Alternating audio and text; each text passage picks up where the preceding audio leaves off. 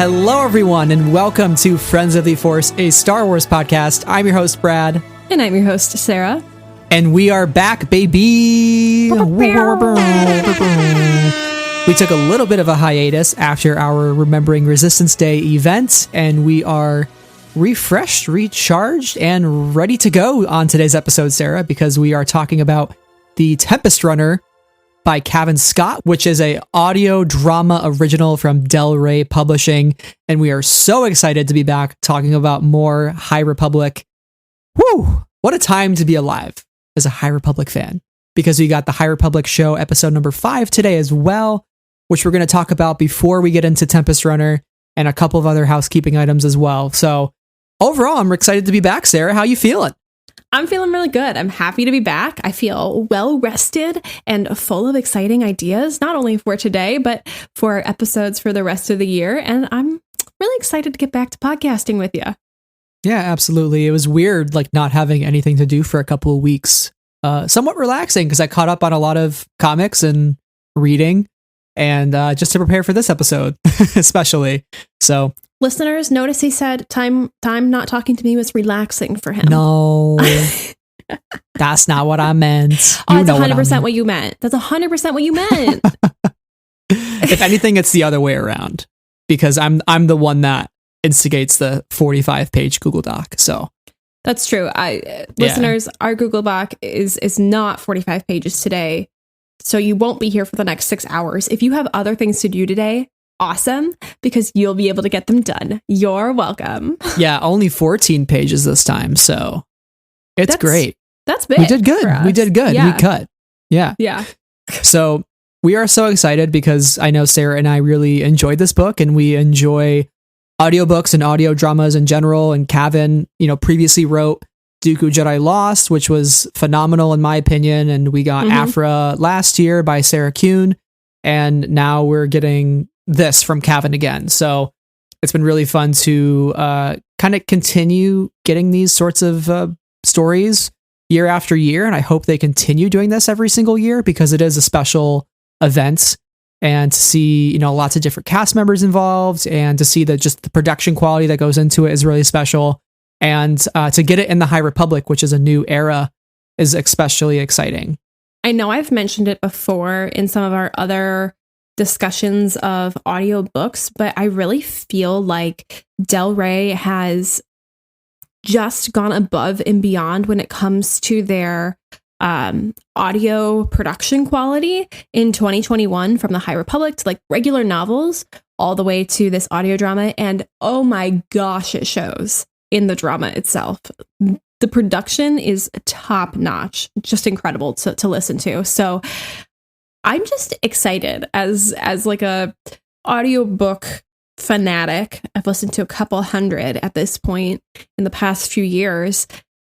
This is just an awesome way to enjoy a story that's not quite, a book on the page. It's not quite a TV show or a movie. It exists somewhere in between.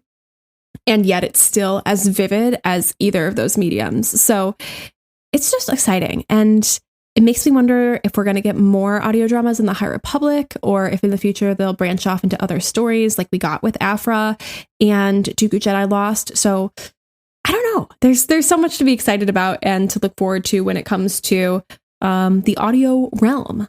Yeah, absolutely. And before we get into more of our thoughts on Tempest Runner, I'd love to talk right up top about a couple of things recently. So since we last podcasted, Edge of Balance has been released. Very exciting. A couple new issues of Star Wars The High Republic Adventures by Daniel Jose Older. Some more Cavan Scott High Republic comics as well. So we'll be talking about some of those things on our Patreon. So if you're interested in that, definitely go check those episodes that we've already done out, as well as the ones that we have upcoming in the weeks ahead. And we are closing in as well on New York Comic Con in just a couple of weeks. So that's going to be really exciting. I'm hoping there is a Star Wars presence there. I'll be there, and I'm hoping that there's going to be like a Del Rey panel like we've had in previous years, and maybe we'll learn more about some other books that are coming out. So also stay tuned for that, because we'll definitely be discussing any news that comes out of that in a couple weeks. So lots to be excited about, but I thought we should get into the High Republic show number 5 with Christina Ariel, because there were some big wave 3 reveals, and I felt like the covers were coming. I think we kind of all felt that was the next thing to be released, because we're only a couple months out, 3 months to be exact, almost, which is crazy to think about, you know? Oh no. Yeah. Oh no. I'm not ready for that. Nope. No, I'm not. Nope. I'm just not ready for it. That's all I'm here to say. I am intimidated and overwhelmed by the idea that things are going to happen that are going to be consequential for all my faves. Yeah, I mean, let's just cut right to the chase. The Fallen Star cover features the Jedi with a backdrop of the Starlight Beacon, cracking glass, fires everywhere. It's like the "This is fine" meme, but a la the High Republic. Yes. Which really worries me. Also, like, where is Avar Kriss on that cover? Like, is she gone? Is she okay? I mean, she hasn't been on any covers since Light of the Jedi. I hope she's doing okay. But I'm a little worried for our heroes, although we do see Bell back in the mix. So that is somewhat hopeful that maybe he has become a Jedi Knight. People have made note that his braid is missing, his Padawan braid. So maybe he has been elevated to Knight status. But why would they do that to him? Why would they do that to him? He suffered so much. Maybe they're like, we feel really bad for you, and you also deserve this. So here, you can become a Jedi Knight now. But they should just give him therapy instead. Hopefully he can get both. Okay, fair enough. And we also got the Midnight Horizon cover and Mission to Disaster, which both look amazing. The Mission to Disaster cover looks really cool because it has those blue crystal dragon things going on. And then I know Daniel, when we had him on the show a month ago, he said Midnight Horizon was one of his favorite covers. And I can definitely see why. It features Wreath and Comac, hoods up, lightsabers out. They look like they're on some sort of very important mission somewhere dark and gloomy, and that kind of worries me too. So I think they're maybe, what if they're looking for the Leveler, the origins of the Leveler? You know, like, what if that's what they've been tasked with? You know, Comac is the archivist and Wreath is the academic. Of course, they'd be the two to try to figure out the origin story of this thing that took their great load in Great Storm. I saw the cover of the Midnight Horizon and I was immediately like, I'm intimidated. They're walking towards me, lightsabers drawn, and their brains scare me. So I think out of the three, the Midnight Horizon one is my fave because Agreed. I love Wreath and Comac. This is not new news, but I love them. My bookworm babies. Precious ones. But also like the Fallen Star cover, they're all looking in the same direction towards something, and that's scary. And what I love about the Mission to Disaster cover is that there's a sense of action and energy in that cover. And I love how we can see like the tail of the blade and how it's just swiped across the front there. So lots to be excited about. And I think these are going to definitely look really good alongside our other covers for phase 1.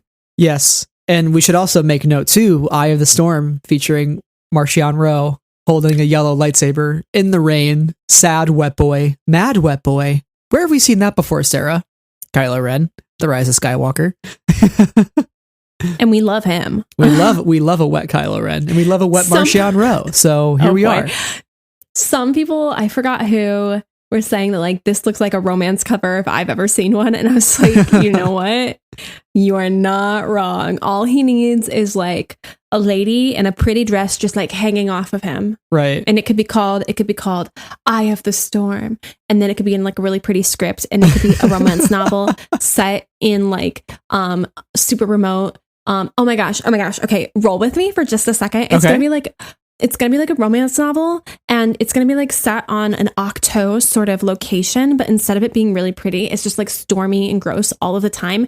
And it's like a gothic romance. They're in like a mansion that's like really old and creaky, and there's like a paranormal force element, and it's really good. Okay, that's it. I've just mushed together like my favorite aspects of, I don't know, the imagery of Octo and like the Highlands, you know. Yes. Sort of energy with like my favorite elements of like Wuthering Heights and Jane Eyre. Thank you so much for coming on that journey with me, everybody. Yes. it looks sort of close to the Annette poster. Like Annette has Adam Driver, Oh my you know, gosh. with Yeah. Marianne Cotillard and the rain on the boat or with the waves in the background. So it kind of evokes some of Yeah. those vibes. So I could definitely see where you're going with that. And that is like one of the most theatrical scenes in that movie. So all I have to say is, yeah, Well, if there's anybody that's extra, it's definitely Marcion Rowe, because the man, his style, his pizzazz, his thirst for blood, it's which is alarming, by the way. He's very intimidating, and I don't want to cross his path, but I'm really excited to explore that time when he was still wielding Loden's lightsaber and, you know, what that was all about. Maybe we'll get more backstory to him before he became the Eye with Asgar as his dad, and learning about maybe some of the struggles that he's been dealing with.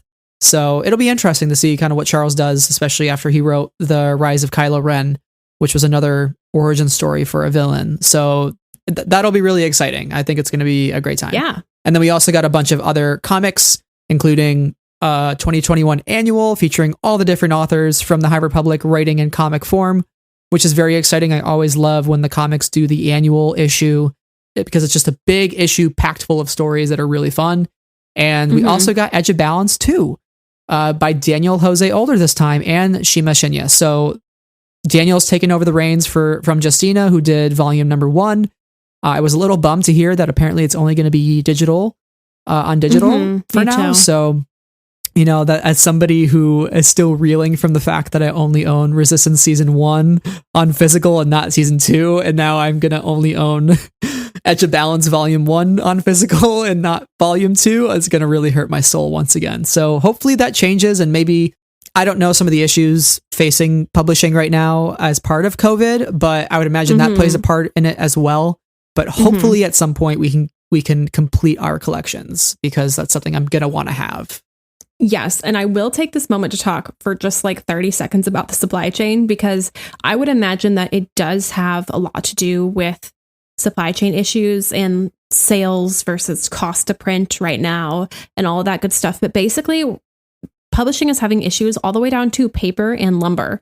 And when there's less workers, when it comes to lumber and logging, and there's less manufacturing plants to make paper, and also less printers because some have gone out of business in the past year and a half.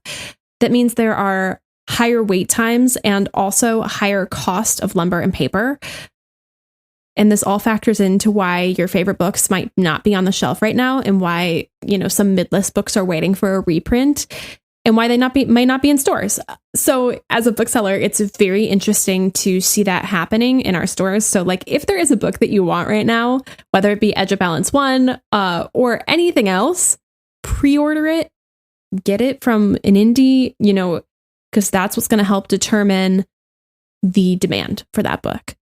I will step off my soapbox now, but yeah, the supply chain is very, very interesting, and a bummer for especially mid-list authors who may not have the books that are selling in the hundreds of thousands of copies right now, but the books who are selling just thousands of copies or tens of thousands of copies still have that struggle. So again, get the books that you want to read, because they may not be on the shelf tomorrow, or once they're off the shelf, they might not be there for a while. Anyway, I'm done now. Sarah, a lack of lumber can only mean one thing. I'm afraid for this joke. We have to become lumberjacks, so we can make Edge of Balance 2 happen. So what you're saying is we should stop being podcasters and start being lumberjacks. Full on, it's flannel season. You and I will just go buy a cabin in the woods. Okay. And then we'll just lumber away, so we can get Edge of Balance 2 in physical for the people. Someone's got to do it. We can think about that idea, but like we can think about it. We'll table it. Think about it. Put it in the Google Doc. Put it in the Google Doc and delete the Google Doc. Well, I thought it was a good idea, Sarah, so we can reconsider it later on. Maybe once we run out of an episode idea for a week, we can just go take a hike and get some paper. So, okay. All right. Yeah. We're going to move on. Anyway, we have an independent bookstore of the week to talk about. Yes. And I would love to talk about them. Please do. Okay. Before I go buy a flannel. Stop me. Save your money. Save yourself. All right, so this week's bookstore of the week is Mahogany Books. And Mahogany Books, as the website says, was founded in 2007 to meet the literary needs of readers nationwide in search of books written for, by, or about people of the African diaspora. For the first 10 years, they were only online, curating their collections and engaging authors through the online space. But in 2017, they opened their doors to their first physical location in Washington, D.C., and they are founded by a husband and wife duo, and they felt that they could serve a need in their community and across the U.S., and so they are a fantastic resource for books written by Black people in America and beyond, and for them and about them. So whether you're looking for nonfiction, children's fiction, academic texts, or romance, anything you can think of, they have a really wonderful curated collection, and have a wonderful couple of stores in the Washington, D.C. area. So I would definitely recommend checking out their website and their books. And they have been talked about a lot and were nominated for Bookstore of the Year. So I have no doubts that they are a lovely store that I hope I will be able to visit sometime in the future. Yeah. And again, their website will be linked in the description of our episode. So definitely check it out there and try to buy your next book from them, because it is now more important than ever to support local bookstores over giant corporations. If you have the means to shell out that extra couple bucks to support them or to support a local bookstore in your area, that is definitely really, really important. So check them out, support indies. You got this, people. We got it. Together, we can save the indie bookstores. Let's do it. Thank you for that, Sarah. It was a wonderful bookstore to hear about, and we will continue to feature independent bookstores on future episodes where we are talking about books. So stay tuned for more. Yes. Well, Sarah, I think we just got to get into Tempest Runner at this point. I'm so excited. Yeah. I'm bursting at the seams about Lourna Dee, and I just want to talk all about her. So this is going to be a full spoiler discussion on Tempest Runner. So if you haven't already listened to it, you might want to tap out of this episode for now, go check it out yourself, and then come back. If you don't mind spoilers or you just want to know the lowdown of the book, continue listening, because I think there's a lot of really awesome things in here. Again, it is a Cavan Scott work, so of course it's going to be amazing. This one definitely didn't hurt me as much as The Rising Storm. If anything else, it just made me admire Lourna Dee that much more, and paints her more as a sympathetic character in some ways, but also doesn't shy away from her kind of being this very steadfast, cunning Nile warrior that we've always imagined her to be. And that was really exciting to see those sides of her still come out, despite the good that is somewhere within. And I like when we try to paint these villain characters in gray areas and try to make them more morally complex than we might think of them as on the surface. And I think this book does that successfully. So we're going to get into that again. Spoiler warning here. This is your last warning. Spoilers ahead. And with that being said, everybody dies. No, I'm just kidding. We're going to make that joke every time. Yeah, I know. And I'll laugh inside my head every time.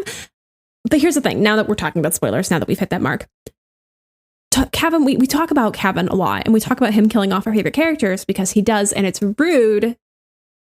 But did he kill off my favorite character in this one? I honestly do not know. We don't know. So I don't know how to feel about it. Do I need to be mad at Cavan right now? I just don't know. And so there's a sense of uncertainty when it comes to that feeling today. Yeah, we can talk more about it later, but So this is the first, audio drama we've gotten from Cavan since springtime of 2019. And I remember that specifically because I was listening to Dooku Jedi Lost while doing laundry in the basement of the building next door to mine, because my building at the time did not have a laundry machine. That's TMI that nobody needed to know, but it is. I have a specific memory about listening to Dooku Jedi Lost in that one, and I can confidently say that there is a laundry machine in my house now, so I didn't have to go anywhere to listen to this audiobook. I listened to this audio drama here in my house. Really going with the laundry bet. I really am. I really am, because what I'm actually here to say is that I really enjoyed Dooku Jedi Lost, but it was my first foray into audio dramas, which I think the same can be said for many of us who Me too. kind of started reading with canon or read a lot of books, but not necessarily a lot of audiobooks. And I just, as somebody who listened to audiobooks, but didn't listen to audio dramas, it was a really interesting experience and I enjoyed it. But I felt like there could be something more. Like for me, the narration style wasn't 100% jiving with me. I think I enjoy more of it feels like you're in the action sort of style where it's not like one person holding the microphone and taking you through the story. It's the cameras on everybody and they're all in the same frame, right? And this is what this audio drama does differently from our previous two.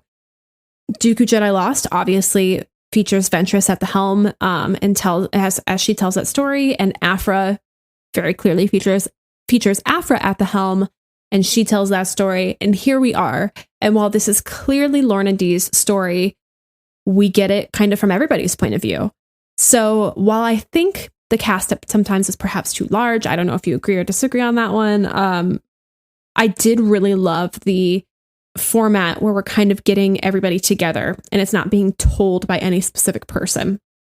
So I loved this audio drama. Okay, I will stop talking now, but I really enjoyed this one. Yeah, I can just, too long don't read version. Cavan, you've done it again. I really do think this is a brilliant audio drama in so many ways, because as I said up front, it paints Lourna in such a different way, but we learn about her rich history and the fact that she came from Ryloth royalty, basically, on another colony in the Ryloth area, Aloth, and how she gets sold into slavery and then rises through the ranks within the Nile. She goes to military school. She is now in prison and she's sort of being given a second chance. And it's like, what does she do with that second chance? And does she want that second chance even? Is she kind of already spent all the moments in her life where she could have taken a different path, but didn't because somebody told her not to, or somebody pointed her in a different direction. And I think she's just kind of fed up with the world and fed up with the galaxy. And you really feel the weight of all of her decisions throughout the book. You feel why she makes those decisions. It creates such an interesting rival to Marchion now, because we have a character opposite of him with a rich backstory that I think is going to go up against him in the coming books and kind of create a little bit of a schism within the Nile. And it'll be interesting to see how that all plays out. But there were a lot of moments in this book where I was like, oh my God. Like the moment when Bala betrays her whole family, I was like, oh my God. There are just so many moments that were tense and kept me on the edge of my seat. I listened to this mostly taking a road trip, and I was like, I might have to pull over. This is a really good part. I gotta write this down, and I'm just getting so excited as I listen to it. So it was just, for lack of a better words, I think it was a masterpiece in so many ways. It's just an excellent audio drama by Cavan, and I hope he continues to do these in the future, because he's really done a good job with them, and he's really setting the bar high for this medium. For sure. And he's been writing audio dramas with Big Finish and Doctor Who, and I feel like I have to go back. I have to get back into my Doctor Who phase and start listening to some of those as well, because they're just so good, and I have no doubt that they would be excellent in the Doctor Who fandom as well. But when I heard about this one, I thought to myself, oh, okay, it's going to be about Lourna Dee escaping from New Republic prison. Interesting. Okay, I'm into it. But I just had no idea that it was going to contain the level of depth and intrigue and really give me the complex background to Lourna Dee. Not that I, expected bad things out of Cavan Scott, who has shown time and time again that his work is incredible. But I just didn't think about it. And I was so surprised about all the elements that were brought into this story. And I was right there with you, the holy heck moments, when Pan Eta showed up, I literally was like, Pan Eta? No. And I wrote a note that was like, no way, Pan Eta? Absolutely not. So there was just so many crazy moments in this audio drama that all came together so beautifully. And I think Lourna has been continued to be set up as a rival to Marchion. And in this audio drama, we really understand why she's so formidable. And it's fascinating because she is so different from Marchion in so many ways. And she's really heckin' cool. Yeah. She's so cool. Yeah, speaking alone to like the production quality of this as well. I mean, some of the sound effects in this are just amazing. Like the score, a lot of like prequel music popped up throughout this. And there's the moment where she tells Whittaker her name and you hear all the moments in her life kind of blurring together from past, present.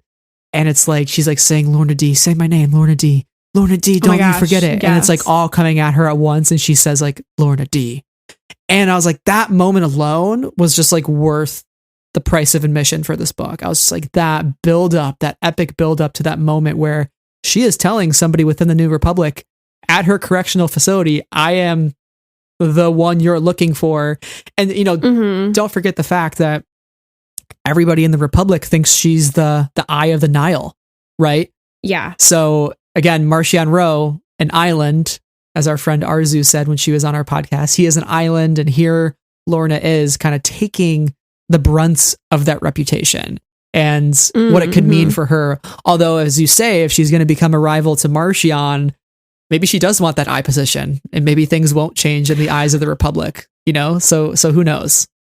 There is a scene in here, and I we're getting ahead of ourselves, but I think that's okay because it's kind of naturally kind of transitioning into what we want to talk about. But there was a scene in here where she is talking with Asgar Ro and essentially, correct me if I'm wrong, but telling him there's some sort of assassination plan of him, right? Yeah. That's what's happening in that scene. And he essentially says to her, like, the paths are not ours. The paths are mine. They've been in my family for generations. And when I am gone, they will pass down to my son. And then she like throws a fit because she's like, he would betray me. He would double cross me, you know?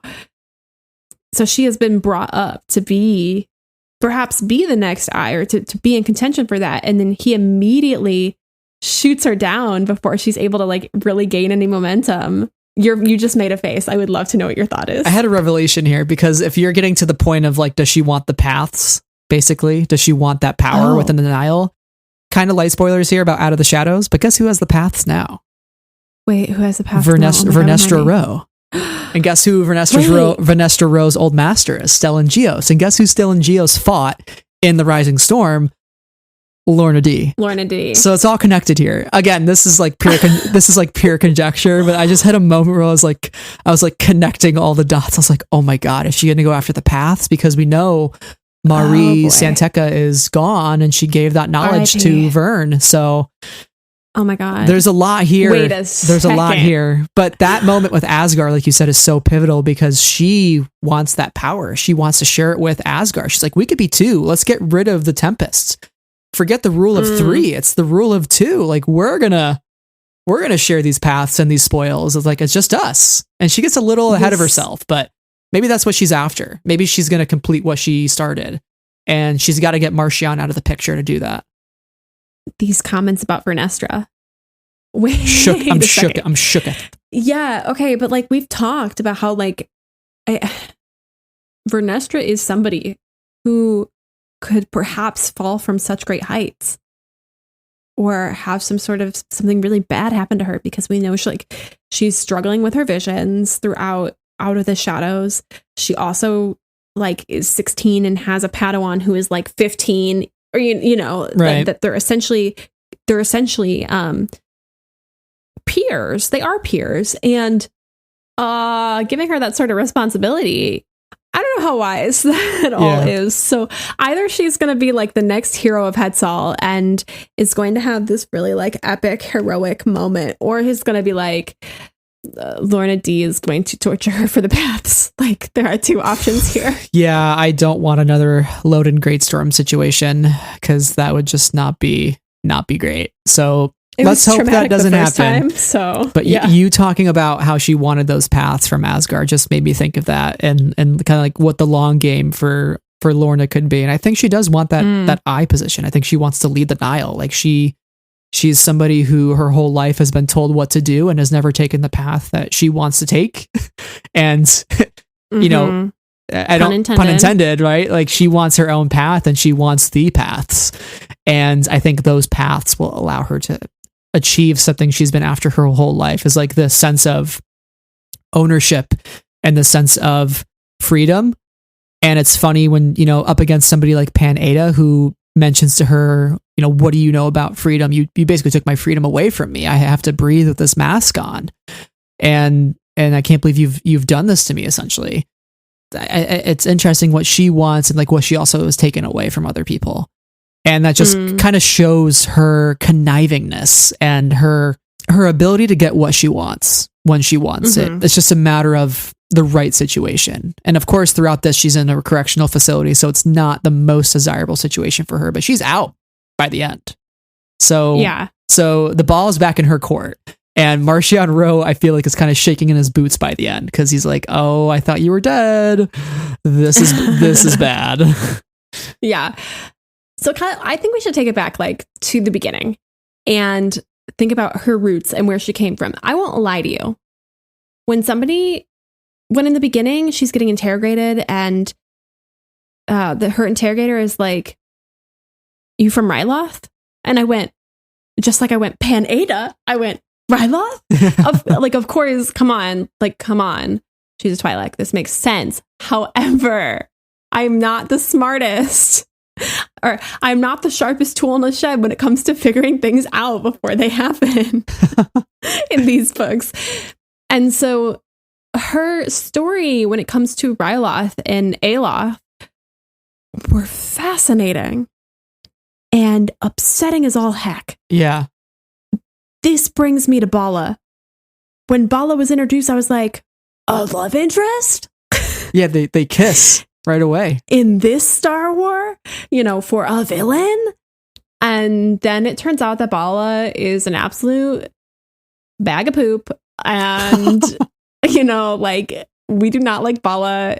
Her whole family ends up murdered at Bala's hand. He plays her. He uses her. It feels like he preyed on her emotions to get her into his confidence and then immediately trample her for the position of keeper on their colony. And I was so mad at Bala. Did you see any of this coming? Were you smarter than me in this sort of storyline? Yeah, I was shocked when that happened, and so mad. How we kind of introduce this flashback, which I didn't really know we were going to go this far back in her past. I knew Asgar Ro was going to be involved in the book, so I figured, we'll learn more about her Nile upbringing. But going this far back to Ryloth was such a welcome surprise. And I love how she introduces it by saying, "I never turn my back on the galaxy. I love the galaxy. The galaxy is full. The galaxy is rich. The galaxy gives me what I want," or it did. And so her putting that into perspective, you really feel the weight of how much she had and how much she lost. She lost her entire family, and she lost everything for the chance at something, right? She wants more for Aloth. She feels like her father, who is the keeper, isn't doing enough or doing anything. All he's doing is trying to fawn over the assessor, which I like the idea of the assessor. It's kind of interesting to me in terms of the Ryloth politics. And he just wants to pay their dues with credits that they don't have and let Ryloth bleed dry, essentially. And she's like, "No, we can do more. We can run spice. We can not just be a simple agricultural world." And he just won't even entertain that idea whatsoever. And so she just wants more. And so what I like about that whole backstory is you understand that she doesn't want power from her father just to have power. She wants the power for the people. She wants power for the betterment of Aloth, which makes sense, right? Because when you think of the Nile and what the Nile represent, they don't really see the current power structure within the galaxy as something that is favorable towards the people and towards freedom. They think of it as something that is almost held within almost elite group of politicians who just want to be, quote, all the Republic. And so people, I think, join the Nile because they think that they can almost balance out the scales of the galaxy and give the freedom back to people that is being taken away from them by the Republic, even though the Nile are the ones that are doing horrible things, but that's what they think is right. And so it makes sense why somebody like Lourna Dee, who wanted something good for Ryloth, and Aloth would then go join the Nile. Does that make sense? Yes. Yes, she sees the system as oppressive and ultimately unfair. Yes. And decides that she can do it better. Exactly. And wants to take that power into her own hands, which it takes me to one of the most interesting quotes kind of in this time where she says, what good are principles when our neighbors don't have any? If they're running spice, if they're using slave labor, and we're not, and we're losing in terms of status and, our people and profits, then, what good are our morals? And it's interesting because, in one way, it's like your morals are everything. Who are you when nobody is looking? Who are you when everybody around you is making the wrong choice? Are you going to fall into that? Or are you going to stand your ground and make the right choice? And she's saying that morals are nothing when we have all these other when we get these opportunities for ourselves and our people, if we bend our own morality a little bit. And so it's interesting. And it's interesting that it seems like Ryloth and all the other colonies are using the Zygerians, the slavers, and are running spice.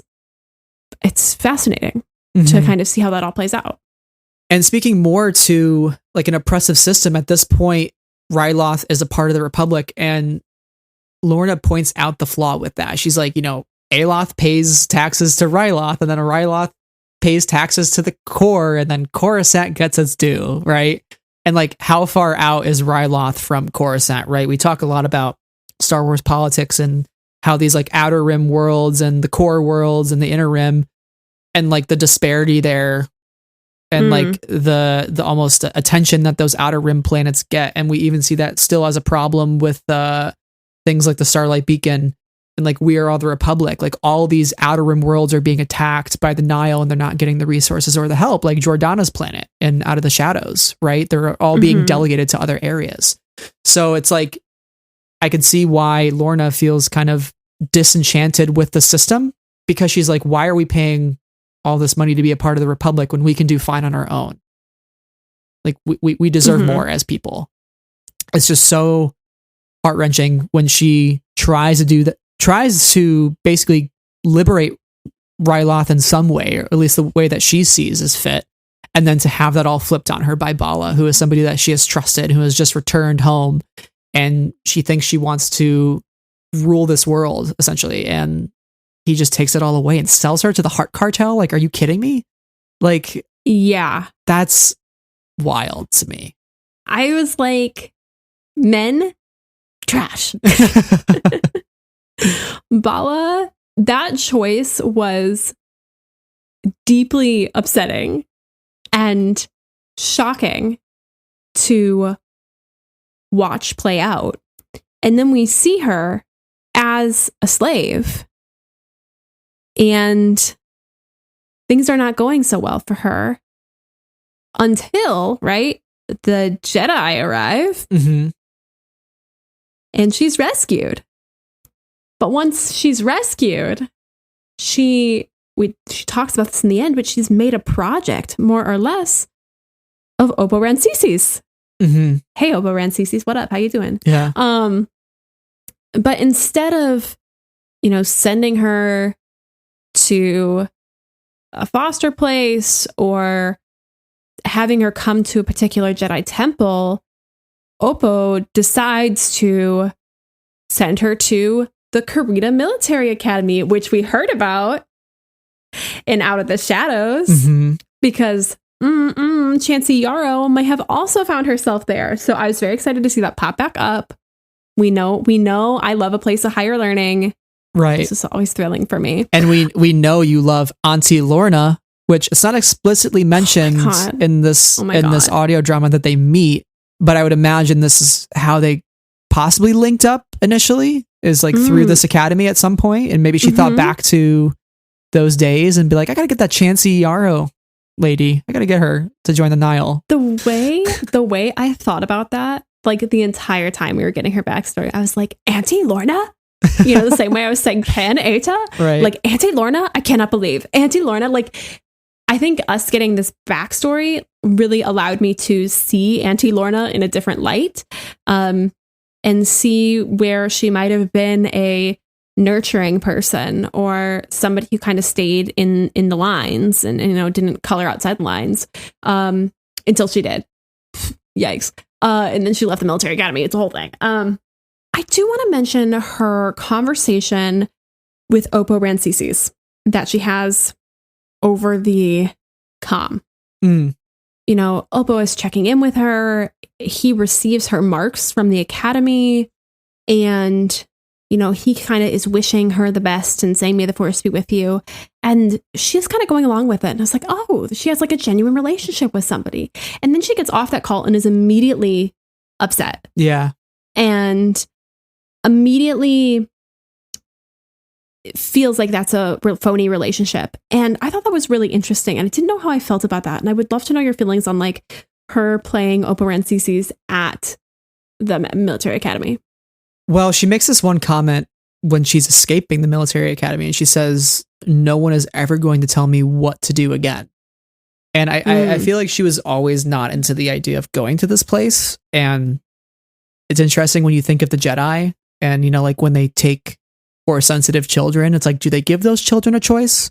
We haven't really dug into that a lot in Star Wars. I'd be curious to get more stories where maybe we get the perspective of somebody who is in that role. It's interesting how it's like, no, this is what you're doing. Oppo didn't ask her like, hey, what do you want to do? Like, do you want to go to the Jedi Academy? Do you want to go move to Coruscant? Do you want to move somewhere? Like, what do you want? Right? He just kind of imposes it on her. I think from day one, she's opposed to it. She doesn't want to be there. She feels this is not her. And she kind of puts on that face because at the end of the day, Oppo did rescue her with the help of his Padawan Dal, I believe his name was. Mm-hmm. But it's like, she has every right to be angry, I think, right? It's like she almost got pigeonholed into somewhere that she didn't want to be, not by her own choice. And I can understand why that would be frustrating and why that would make her into who she is today. She wants to live a life where that choice is hers and hers alone.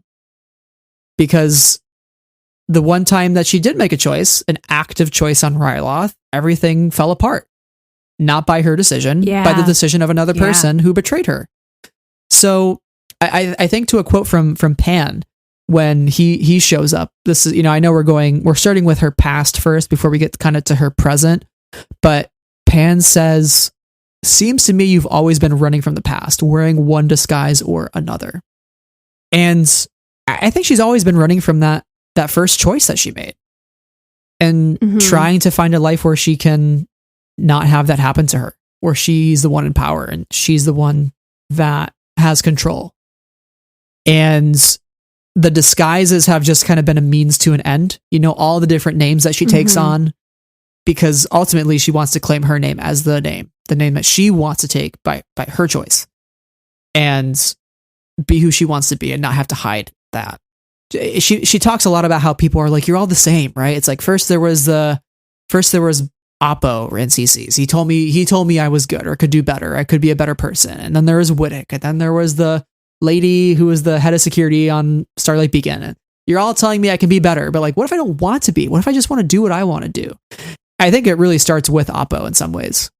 It's interesting because that comment from Pan and ultimately another comment from Whittick where he says, or she says, "I'm used to wearing a mask." And he says, "You're still wearing one." It's so interesting because I think it is highly relatable. Obviously we are not making the same sort of life choices, I would hope, as Lourna Dee is in her life story. But I think we can all relate to that feeling of everybody wants me to be something, or everybody sees me, they put me into this box. They see this for me. And I am putting on a performance to be myself here in the workspace, to be myself here at home, to be myself here in my social life. I mean, maybe I won't speak for everybody, but I can speak for myself in saying that, like, I have felt a lot of pressure to be a particular thing or to strive in a particular way. And now I'm saying to myself, well, what if I don't want that? And what if that's not who I am? Like, what then? And I think Lourna is asking herself the same question throughout. Mhm. Like, what then? Who am I if I am not your perception of me? What does my own perception of myself look like? And I think it's very interesting that she has built up her own self as somebody who won't allow herself to be what other people see of her, even if that is a choice she can make, and that is a choice she should perhaps make. Like, I think she has the ability to be the version of herself that Seston sees her as. But I think she chooses not to do it because Seston sees her like that. Mm-hmm. And I think that's really interesting because she just rejects how everybody else sees her except for the performance that she puts on. Yeah. And it makes me wonder about how we should react to what people think of us and how that should play into our performances in our day-to-day lives. I don't know. I don't have a solid thought on this, but I just think that conversation is really dynamic and fascinating because we're all kind of dealing with those questions of identity. And that's at the heart of Lourna's struggles, is her own identity and who she really is and being that authentically. I think you're getting right to the core of this book. It's about identity. It's about who do I want to be versus what do others want me to be. And yeah, that is such a relatable experience. And I think that's why anybody who picks up this audio drama and listens to it will just like fall in love with it because it is a universal experience, what she's going through. Again, fiction is a very heightened version of reality. Star Wars takes everyday emotions and like takes them to like level 100 and like in a very exaggerated way. And so like we are feeling like very human emotions through Lourna's journey, even though we are not doing the literal things that Lourna is doing. And so that's why it's very easy to relate to her, even though she is a villain, because we all kind of feel that need to rebel against the expectation. So we talked a lot about how people have slighted Lourna, and Bala is one of those people. So I want to jump over to when she gets her revenge, which is part 5. And, you know, this is still in her past. This is still pre-Nile. She hasn't joined them quite yet, although she does. This is kind of how she gets her beginnings with the Nile, because we know that Bala is running spice on Aloth, and he has his shipments being attacked constantly by the Nile. They're getting intercepted. And so Lourna sort of uses herself as bait to lure the Nile into a trap. Funny enough, this storm is being led by Pan Ada, who is a Tempest Runner at the time. Here she is now confronting a man that she is going to be a Tempest Runner alongside, you know, years from now. And so this sets up some really interesting dramatic irony as a listener, because you know where she's going to go and to see their beginnings and like how they meet and how he's kind of like intrigued by her badassery in a way. And he's just like, oh, I'm not going to kill you. I know you just killed my dude, but like, I kind of want you to join our crew, you know? The fact that she is wearing Mandalorian armor when she's pulling all of this off, and the fact that she has her Laiku hanging out of the Mandalorian helmet, everybody's kind of onto her and not feeling like she's a true Mandalorian, but the way that she still composes herself despite all of that and turns on Bala by the end, he's like, oh my God, it's you. Right. And yeah, Pan lets her keep the ship, and she's like, what's the name gonna be? He's like, you know, a name that was forsaken, that was denied. And she goes, tell me, Bala, tell me the name. And he goes, Lourna Dee. And she says, and don't you forget it. And she kills him and she gets her revenge. Bam. And I'm just like, holy shit, what a dramatic moment. That was a moment in the book where I had to pause and like breathe for a minute, because I think I was just like not breathing the whole time I was listening to it. I was just like, oh my God, this is so intense. But I think this was one of those moments where she does claim what she wants. And I think that's giving her a taste of what she is always going to want, that freedom, that sense of control, where she forms her own destiny. She carves her own path. And here she is claiming name to a ship, a name that she felt she hasn't been able to have for quite some time, because she's been running from the past this whole time up until now. Different names, different people. And once again, she's Lourna Dee. What did you think of the moment where she kills Bala and like lays claim to her name? This was very much the Chicago he had it coming moment from the cell block Tango, except that Lourna Dee is all 6 characters. All of her different personalities are all the different characters in the song, because I don't want to say Bala deserved death. That's not what I'm saying. But like, he also deserved to have that moment where he was fearful of Lourna Dee and saw her again and her in power. It was kind of an epic moment, but also kind of like a holy crap moment. Yeah. And it was wild and very interesting to witness in the sense that she's not even Nile yet. Absolutely. And the fact too, by the way, I just gotta mention this again because like my mind was blown, but like Mandalorians confirmed in the High Republic, that's a pretty big deal. Good point. That's our first mention of Mandalorians in this era. Did you think that was pretty neat? Like I loved how we heard like the traditional clanking noise of the armor, like her walking around and how her voice was sort of modulated through the helmet. I thought that was all really cool. Like, do you think we could ever, do you think we'll ever explore more Mandalorian history within this era? I feel like it's inevitable at some point. I feel like it's very highly possible considering the obsession with Mandalorians. Yeah. Like, I don't think it might not be a something that is explored within the next couple of years, but I definitely see it being explored in the future for sure. I wonder if they'll just become like a power in the galaxy that is to be reckoned with, or you know, if they, I mean, I know they're not yet a pacifist society. I'm not sure about that. It'd be interesting if they ever linked up with like the Nile to like fight the Republic. I don't know, you know, just there's like a lot of cool possibilities. I don't think they'll ever be like the focal point of the story in the High Republic, but I think they could be like a political player or like a military power that shows up. Who knows? It was really cool though to see the armor pop up, the Beskar specifically. So I thought that was really neat. Yeah, and it was like, Pan Ada, how did you not know that she wasn't a Mandalorian? She has Leku. Like, her head does not fit in this helmet. Anyway, it's very silly. Anyway. So the last bit of Lourna's past that I just want to quickly touch on is when she joins the Nile and that pivotal dinner where she stops an assassination attempt of Asgar Ro that is being put together by Kasav and Pan, who are two of the three Tempest Runners. And we know the third Tempest Runner is Zan Aven, who is breaking the rules. He's doing secret raids. He's not declaring spoils. He's stealing paths from people. He has to be executed. So they were going to do this whole thing where the three of them killed Asgar together. And Lourna stops that. She kills Zan Aven, and then Asgar's like, "Oh, you're kind of cool.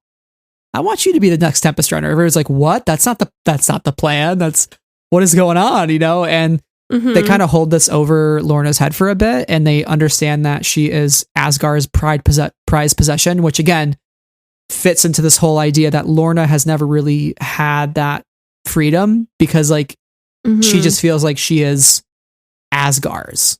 Right? She doesn't feel like she's herself. It's like, oh, I am Asgar's. I'm his great work. She tells them at the very end of the book, you know? And she hates that, you know, she hates that she keeps falling for it, you know, and she just wants to do one thing in her life where it's just her. It's just about her, not about somebody else. And I think that's like partly what leads her to make the decision to turn on Asgar and like go with the next assassination attempt, which we didn't know before this. We always thought it was just Kasav. According to, you know, Light of the Jedi, and it's partly why Marchion Ro lures him into that trap. But to actually learn that was all three of them working together, I think is news to me at least. But what did you think of her involvement in the assassination of Asgar? And then for that whole trio to be like, "Oh, well, don't worry, we'll just manipulate Marchion. He's a soft boy.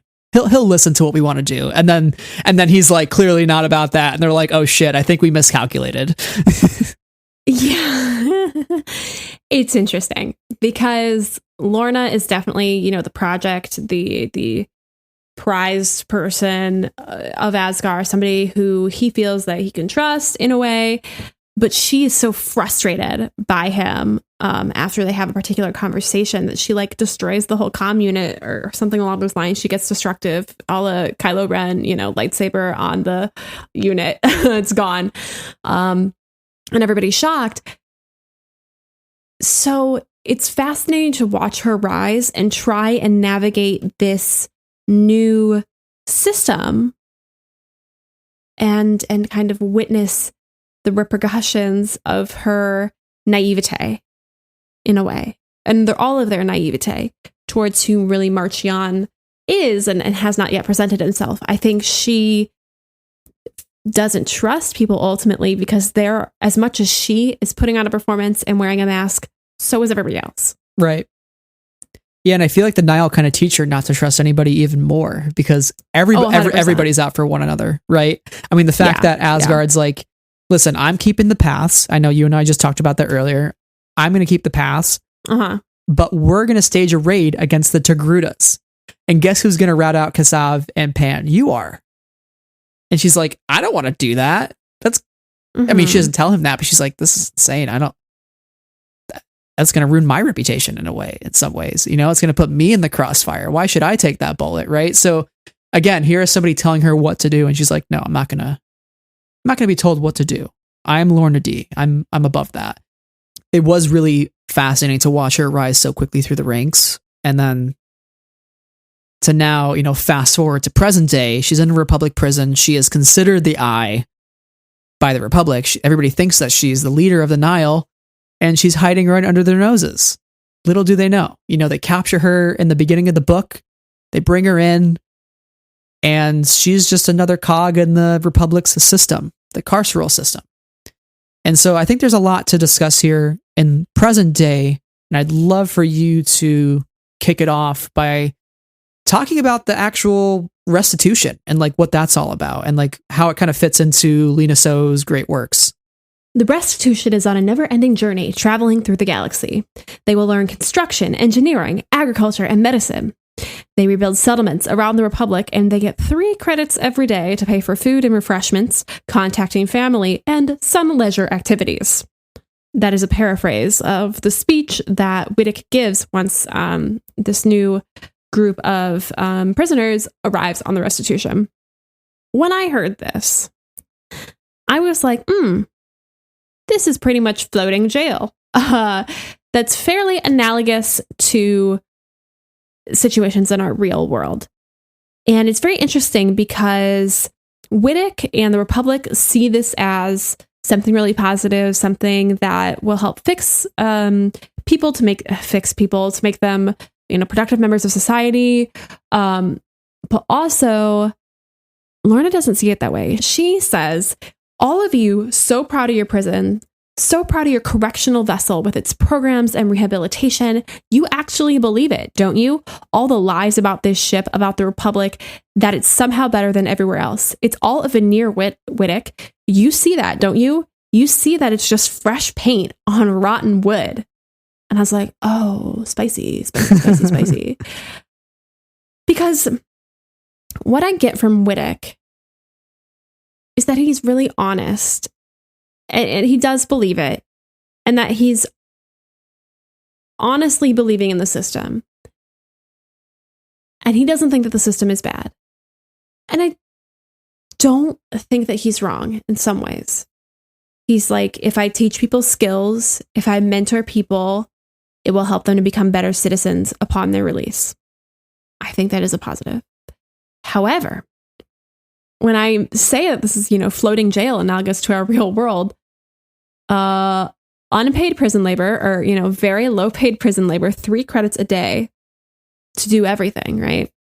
And I was like, well, that seems a little icky. And, you know, they're not doing bad things with their work. They're obviously doing good things with their work. However, that should be paid labor. They should be treated as people within that system. And so it's very interesting that, you know, I think we're supposed to see the restitution as a good thing. Yet it functions very much like our modern carceral system. And, you know, while the interrogator from the Republic says, you know, she says, Lourna says, why don't you just throw me in a pit and leave me to rot? And she says, that's not how the Republic works. Everyone deserves a second chance if they want one. And she says, you think I deserve that? She says, I don't know, but sometimes you have to take a leap of faith.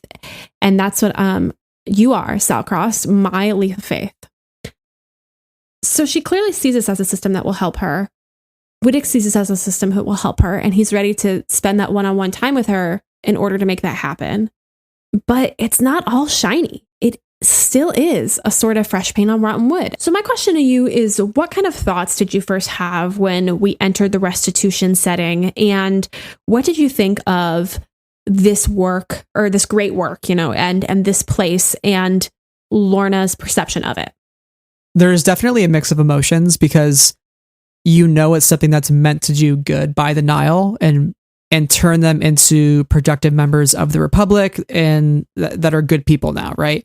And like that's the system's goal. And I do wonder like what other things Chancellor Lina Soh is doing to aid in that, because we do learn from Administrator Luton that this is just like one of many programs in a long list of reforms for the Republic's carceral system. And the goal of that system is to show beyond a doubt that we are all the Republic. So I wonder like what else is being done, because I think there are also like Lourna's saying, there are probably problems within the system that she's now a part of. And she recognizes that, the fact that Ola Hest can run the place almost unopposed and cause a lot of shit to happen. And like, once she finally does stick up to Ola when Ola is attacking Quinn and she defends Quinn, at that point, Lourna goes to Wittig and is like, listen, nobody is speaking out against Hest now. Like we can do something here. We can make a difference. We can make this place work without having to wait for the Chancellor to make a law or to pass legislation. Like, let's just start at the grassroots level. So like clearly Lourna sees some benefit to the restitution, or else she wouldn't want to try to start at a grassroots level and make change happen. There is inherent good in what the system is trying to do, but maybe it's not like going about it the right way. And there are a lot of flaws within it, which again, like speaking to what you're trying to say is like in our own world, obviously like we need to try to find a better way to make that work and to make the people within those systems better off. Yeah. And I think that there is a sense that the Republic is doing something right with their perspective. Mm-hmm. I think when we think about our own justice system, our own carceral system, a lot of it is, I'm going to lock that person up and I'm not going to think about them. They're locked up. They're stuck. So those are some things that people say about people who have done wrong in our society. Whereas it seems like the Republic is coming at it from a sense of, you are not here to rot. You are not here forever. We are going to have you here in the hopes that at the end of this time, at the end of your time served, you will be somebody who has more skills than you had before that will aid you in re-entering the Republic society as a productive, law-abiding member of society, which I think ultimately is the right outlook. However, like it comes back to this thing, like you're only getting 3 credits a day. And I'm like, well, that's not the right outlook, and that limits the activities that they can do and if they can contact home or not.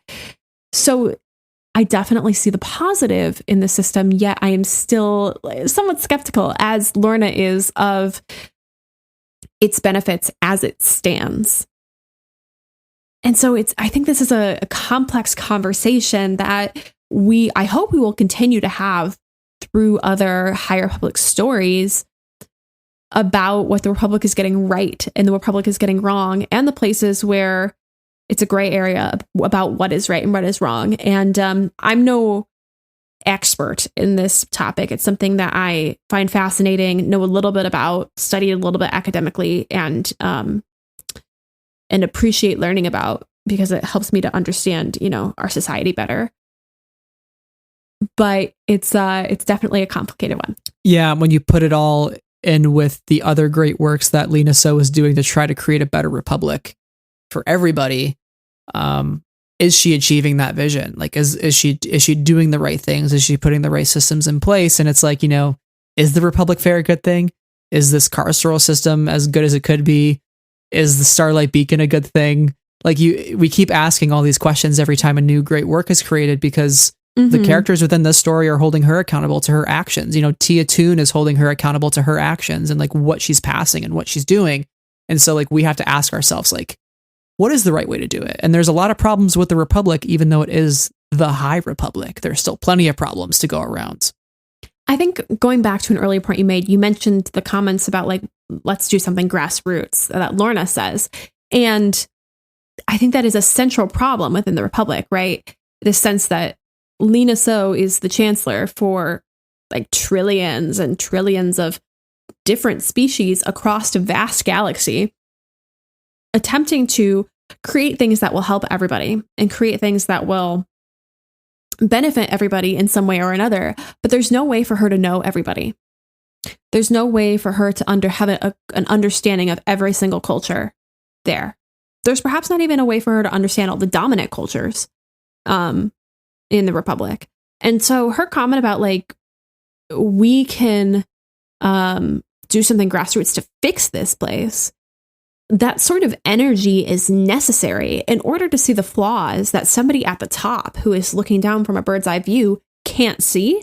And so I think it's really interesting that she, uses that word and suggests that idea, because ultimately you need problem solvers at all levels, inside the system, outside the system, top to bottom, who bring different perspectives to the table in order to fix something. So I think she's right about that for sure. Mm-hmm. Absolutely. And we're talking about the system overall. Now we're kind of bringing it to the individual level and like Lourna's perspective on it. And I want to talk about like Lourna's change within that system and like how she's changing. And she begins her journey in the system with Tasia, who is kind of like one of her counterparts as part of the Nile. They sound very similar. I was always struggling with like who was who. That's something I was, the accents. Yeah. And I think in general, like with audiobook originals, like I kind of struggle with the characters jumping around. And that's just something I'm looking forward to like revisiting with the hardback of this, the script, and seeing like who is talking and when. That's just, I don't process those things just as easily. She starts out in the prison system with Tasia, and Tasia's always kind of poking fun. She knows her secret. She knows who she really is.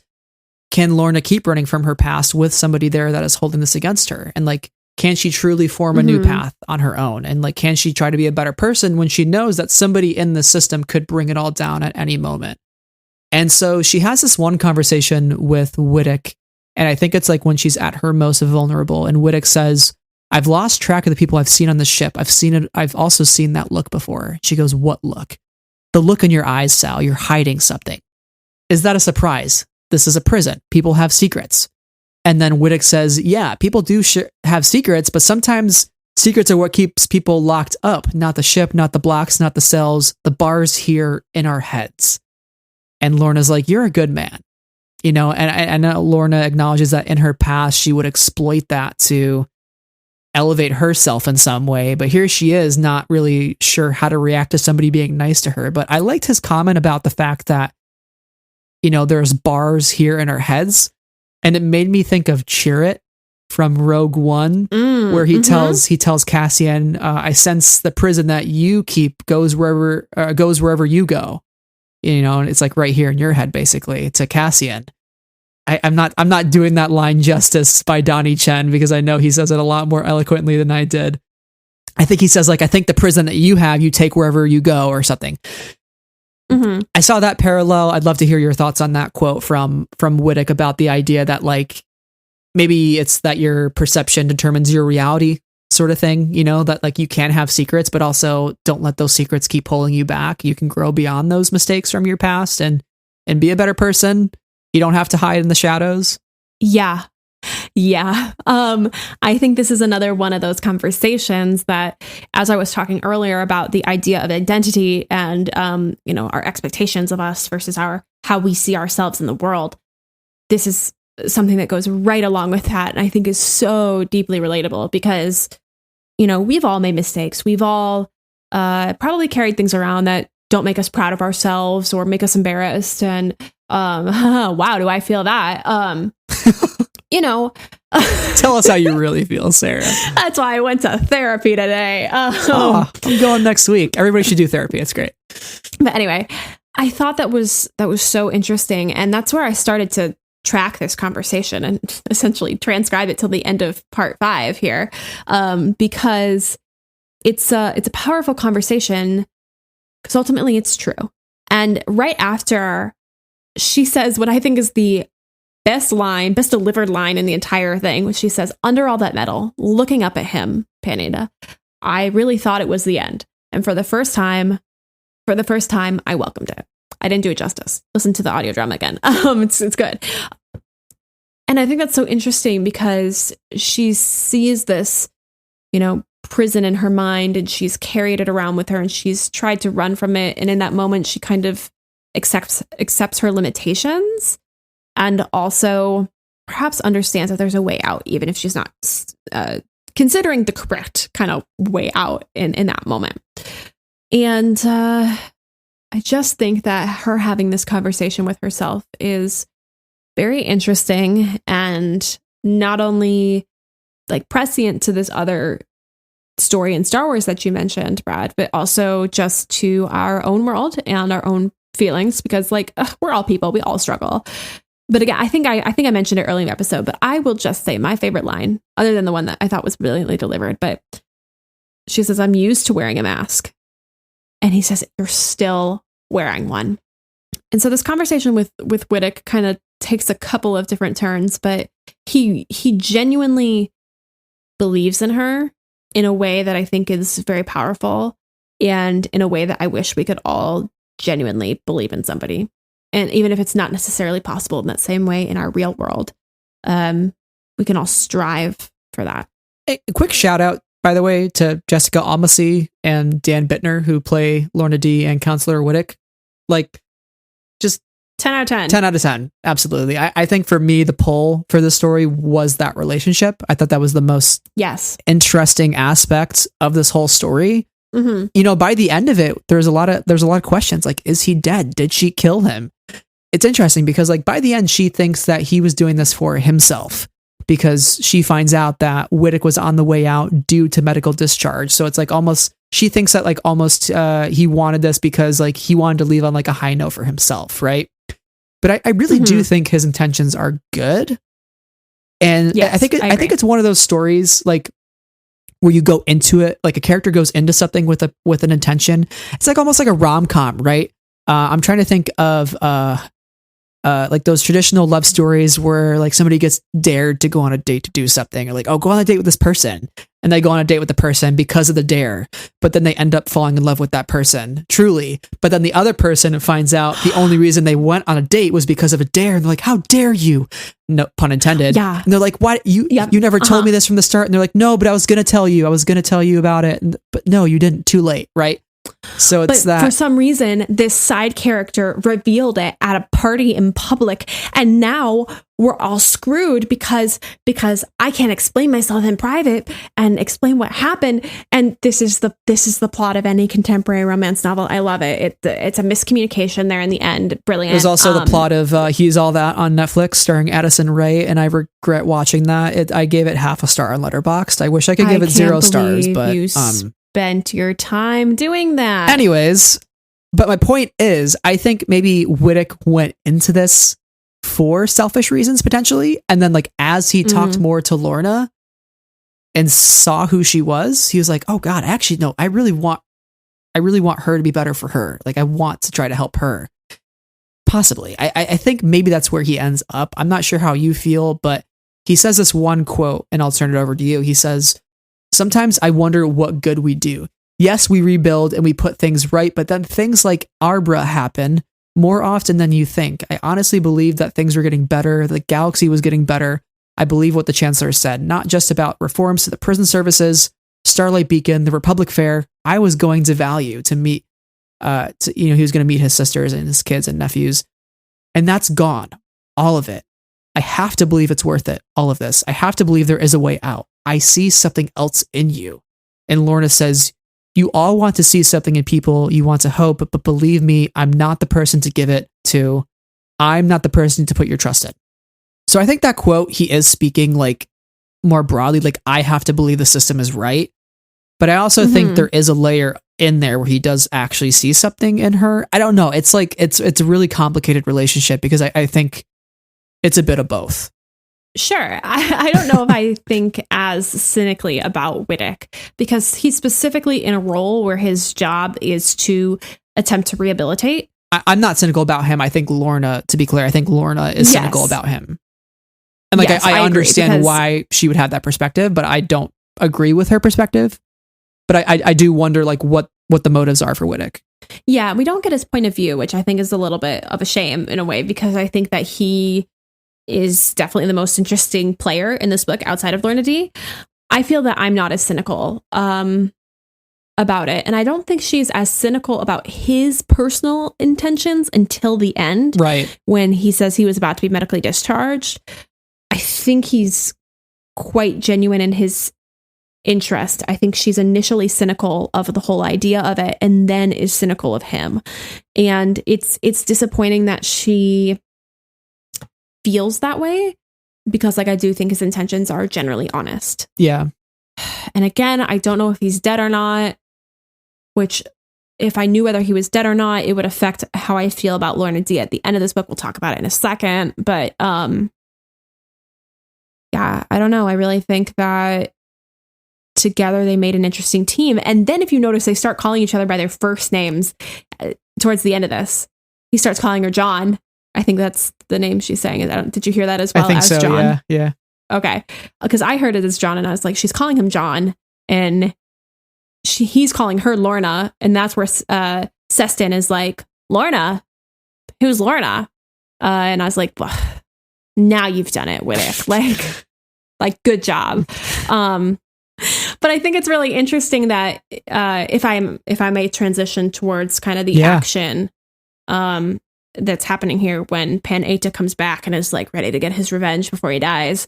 It's interesting that they all kind of end up working together, not just Seston and Quinn and Whittock and Fry and Mooglin, but Ola Hest and Mooglin as well are all kind of a part of this team that's trying to get out together. And Parr, I think it's everybody. It's interesting how they all have to come together, but then all ultimately do not quite make it out alive. Mm-hmm. Right. And we get the moment too where Lourna is once again faced with the decision to either kill or let Pan live. And at first she lets him live. And I was like, I was like, that's growth. Wow. That says a lot. That's growth. But it's not until Seston. And you made a point earlier about how like Lourna doesn't want to be better because Seston thinks she can. And this is where it all revolves around, right in this moment. So it falls apart. Right. Yeah. And it's exactly the point you made earlier. It's when Seston says, Lourna, this isn't you. It was like immediately triggered. Like Lorna's immediately like, nope, I decide who I am, Seston. Like she's like, I'm so mad that you just said that. I so wanted you to see Silas and Ida again, your two sons. I was like, oh God. It's interesting. I was like, she's going to kill her. It's interesting because we have like two instances before this that are critical to this. First is when she kills Tasia and takes the blame for Seston. Right. And so Seston is not implicated or harmed in any way. And you're like, wow. And then in this first instance where she does not kill Pan Eta, Seston, Whittock is like, you are better than this. I know you can have a new life and be better than this. And Seston says, you're my friend. Like, you're my friend. You're Sal, my friend. And you're kind of wondering at the end of part 7, does she actually believe him because she doesn't kill him? Right. And then we move into the second time, this final meeting. And then we get the, this isn't you moment. And it's like, oh, everything's changing when she apologizes to Whittock that this isn't you. No one can tell me what to do. And there's one shot left. And you're like, no, I like both of them. Right. This isn't okay. Is she going to shoot a camera and get out with everybody? Like, stress-inducing is what this was. I'm mixing up my events. I was like, oh, I forgot she killed Pan before that. But like, was that a shock to you when she actually killed Pan? Like when she kind of reevaluated the situation again? I thought maybe I was naive to think that Lourna would have let him live. But I thought maybe I don't think you were naive to think that, because we see her sympathies towards Seston this entire time she knows her. Right. Which great friendship, by the way. Like that, we just need more like wholesome friendships. But also Lourna could have been more wholesome. Yeah. Well, yeah. We need more like women friendships in Star Wars. Like more of that. And I was appreciative of that in this. 100%. And her friendship was selfless towards Seston in a lot of ways. Yeah. It's sad that Seston ultimately like triggers the one thing that like really sets her off the edge is like other people's perception of her. The end of this book is kind of a bummer for me. And I don't mean that like in a purely negative way, but I just feel like I didn't get the closure on those stories that I was hoping for. And I don't know what her intentions are going forward, because at the end of the day, she did save Seston. Right. Were you surprised by that? Who did you think she shot in that moment? I was for sure like, Seston's a goner. I was like, this is the Cavan knife twist. Like, I was like, this is it. This is it. Part of me, oh gosh, when she's like, I really wanted you to see your kids, I was like, what?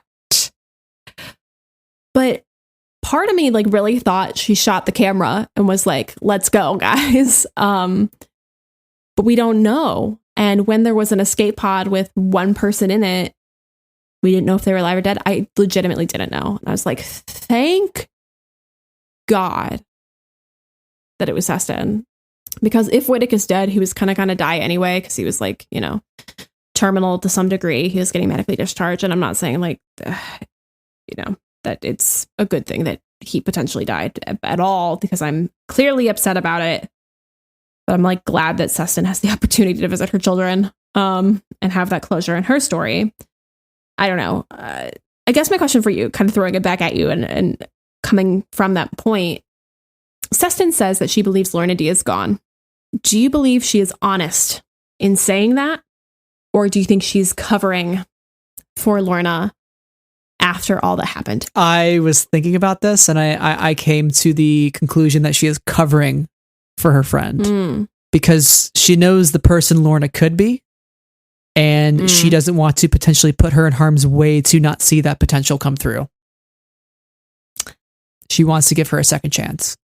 It's Lorna's it's Lorna's third, fourth, fifth, sixth, seventh, millionth chance in hindsight. But for Seston, no, in the time that Seston has known Lourna, it's a second chance in Seston's eyes. So she wants to give her that second chance, and she thinks there's good in her still, and there is. We've seen it come through, like we talked about. We saw Lourna plea to Whittick to make reform at grassroots levels. We've seen her kill Tasia to keep Seston out of it, to save her and allow her a life with her kids. We've seen her again not kill Seston in the end and let her go see her kids, despite her saying the one thing that triggers Lourna out of anything in the world.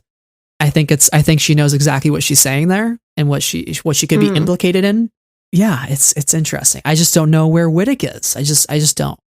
I just don't know. I don't know if we'll ever get the answer, but I would love more of this story, honestly. Like, I feel like this Lourna Dee isolated story, like the story happening within the High Republic tapestry, could be its like own thing for a long time, and I would be like fully invested. Like, if they tomorrow were like, we're doing a Lourna Dee comic, and it's going to continue the events of Tempest Runner and like weave into everything else, and like Whittick's going to be a part, like, I'd be like, I'm down. I want to know everything that's happening. I want to know like where he is, what Lorna's doing. Like, Seston, does she ever come back into the picture?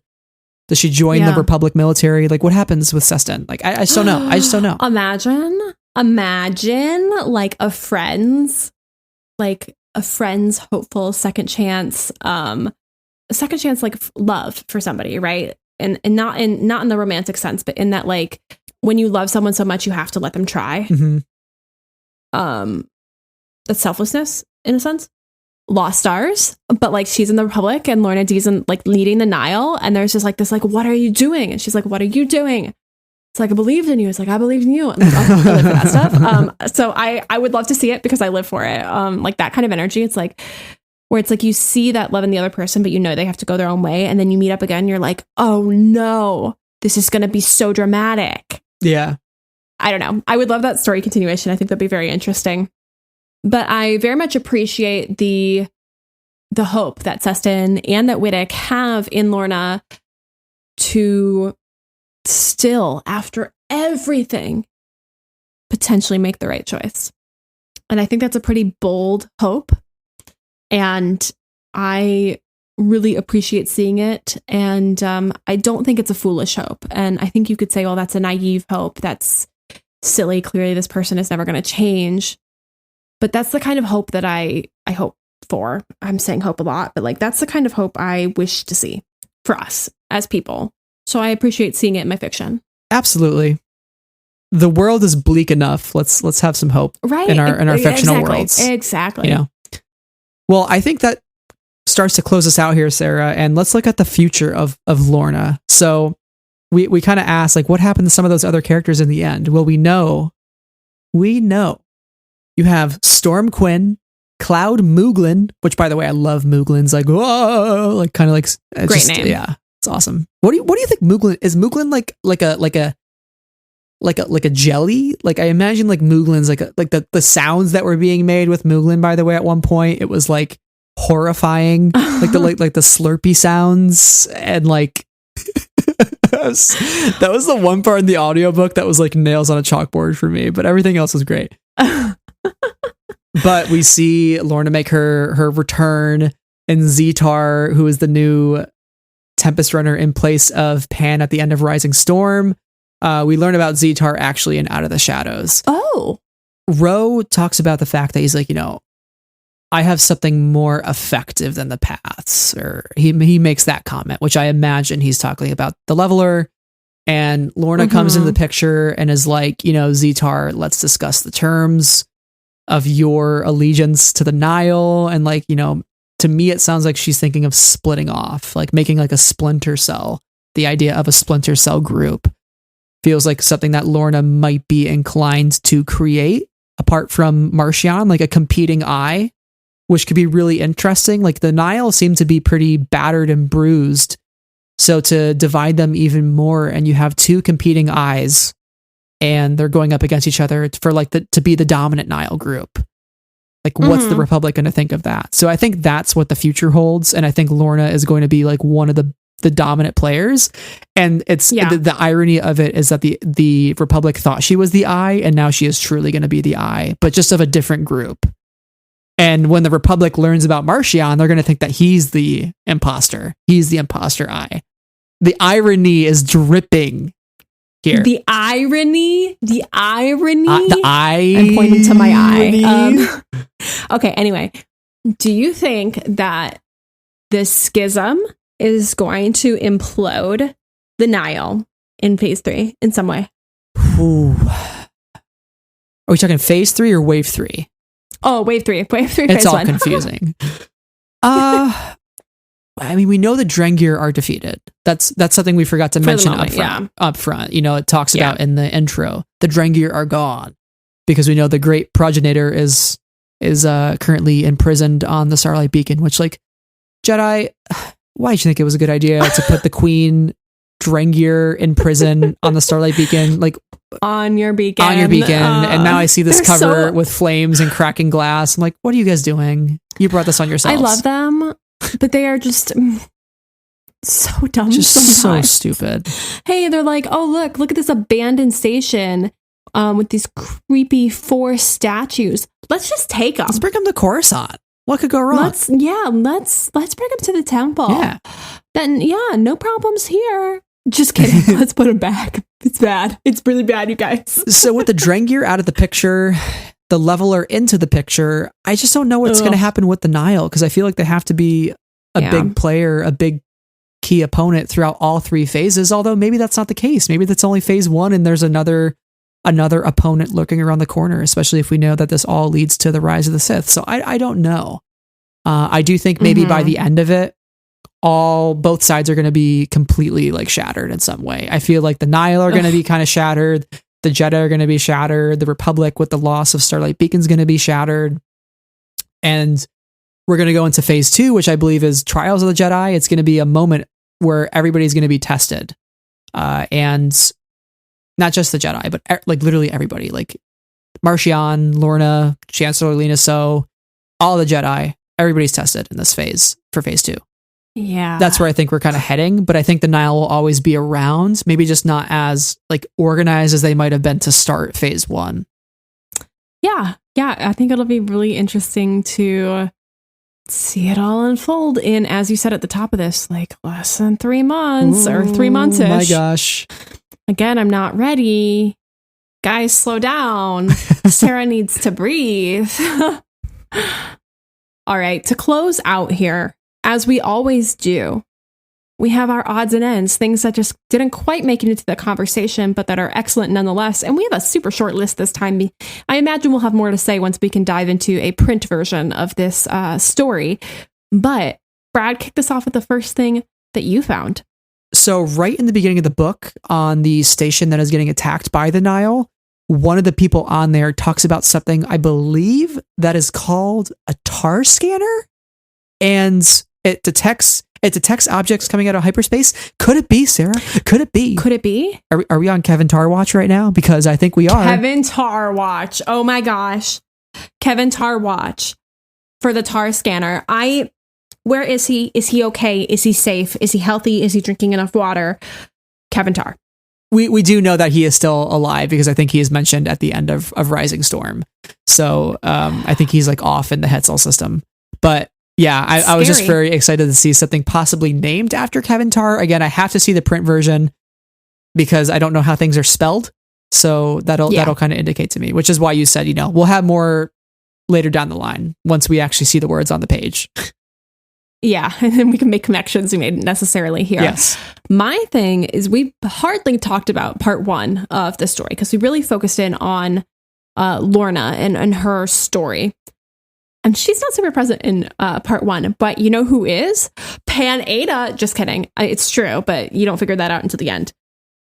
But Andric is sitting in a bar and telling the story. And I think the production of this moment is so excellent, where it's going in and out of Avar Chris's monologue and him telling this story. I gotta say, I really enjoyed the bar vibes, like the backwater Western, it's close to closing time. There's maybe like 4 people in the entire bar energy of the entire part. Like, I thought that was so good, and it immediately put me into the story and immediately was hooked. So love that. Speaking of bar talk, later down the line when Lourna is donning the Mandalorian armor and she is waiting in the bar for Bala to come in, there is some guy saying, "I've never eaten a Nikto." And I was just like, oh my God, no. Not Nico. No. Our Star Wars Resistance boy. Do not eat him. Let's not eat Niktos, guys. They're sentient. Oh, gosh. Protect our boy. Now that I know a Nikto can be eaten. I don't like it. Yeah. I do not like Instead it. of Niku eating a Gorg, what if a Gorg ate Niku? What if? That's a Star Wars what if. No. Oh, you do your last one. My last one here is Jedi. The Jedi have arrived. So right in the beginning of the book, we get so many people. We get Vernestra, we get Skier, we get Nib Asik, we get Buryaga, our boy, our Wookiee. And that was fantastic because you and I were wondering, like, where the heck is Buryaga? And I love there's a comment that says, you don't always need the Force when you're a Wookiee. And he just blows down a door on that space station. And I'm just like, that was amazing. King shit. And my last one here also has to do with the Jedi. Ola Hest spent the past 30 years as an enforcer for the Hutts, and then she incinerated a children's hospital. First of all, wow. Second of all, she was got by a Jedi. The Blade of Bardata, Porter Engle, baby. He took her into custody and then promptly made his 9-egg stew, which I still want to try at Galaxy's Edge. Lucasfilm, if you're listening... I don't like eggs, though. Why don't you make a Blade of Bardata 9-egg stew? Make the Porter Engle 9-egg stew for Galaxy's Edge, Batu. I will eat it. Please. Anyway, we love Porter Engle in this house. He's so freaking cool. He is. I was excited to see him on one of the covers of the upcoming Cavan Scott comics. So that's cool. Yes. It'll be exciting to learn more about. Well, I think that wraps up our odds and ends, Sarah. So this brings us to the end of our discussion. Overall, my verdict for this is Cavan did such a great job making me care about Lourna Dee, especially because, I mean, I've always really been intrigued by her character, but to like actually like really, really care about her and like know her history, know her backstory, know like why she is the way she is. Like, that's really cool to come away with this book. And even though I struggle with the audiobook format in general, I still, felt the weight of the story throughout. Like, again, like dropping my jaw at certain points and being like, wow, that was incredible. Wow, I have chills right now.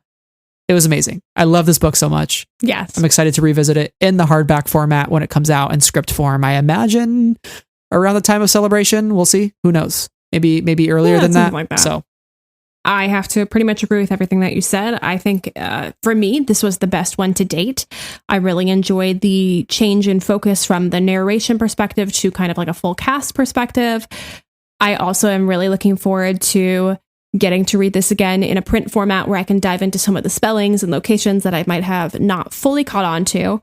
And as you saw from our conversation, there are things that we missed that the other person picked up. So it'll be really exciting to do that again and revisit it. I find Lourna Dee fascinating. I'm really glad we got this dedicated story about her because I think she is going to continue to be a main player and a rival to Ro. And I loved both Whittick and Seston and the roles that they played in the story. And I just love the depth of character that we got. All in all, this was a really enjoyable ride and something I definitely see myself returning to because like I was vibing. Yeah. I was vibing with this story. It was a good time. Well, that about wraps it up for us today. So thank you all for joining us and thank you for being patient as we were on break the last couple of weeks, but we are so excited to be back because there is just so much Star Wars in the months ahead, including Visions, Ronin, the new Thrawn book that's closing out a trilogy, the Book of Boba Fett, and High Republic Wave 3. So if you like this episode, consider sticking around with us as we journey ahead. You can find Sarah and I on Twitter, Letterboxd, and Goodreads, and you can also find the podcast on Twitter, Instagram, and YouTube. And wherever you're listening, consider subscribing to the show so all of our episodes drop right into your podcast feed. And consider leaving us a rating if you have a couple extra minutes in your day because it helps that sweet, sweet podcast algorithm, boosts us in the charts, and helps other people find the show and join the discussion. As Brad mentioned at the top of the show, we also have a Patreon where we post things like our reviews of the High Republic Adventures comics, and we will soon be talking about the Edge of Balance as well. And we are so grateful for our patrons: Amy, Anna, Brian, Cheryl, Deborah, Donnie, Elegy, Jesse, Jen, Knights of Ren, Huang, Levi, Lindsay, Lucy, Marie Claire, Neil, Rachel, Sarah, Saber Bouquet, Sky Talkers, Travis, T, and our newest patron, Zachary. Thank you for joining us, and to all of our patrons, thank you for being there. We appreciate you. Yes, absolutely. So once again, thank you all for listening. And until next time, may the Force be with you always. Bye.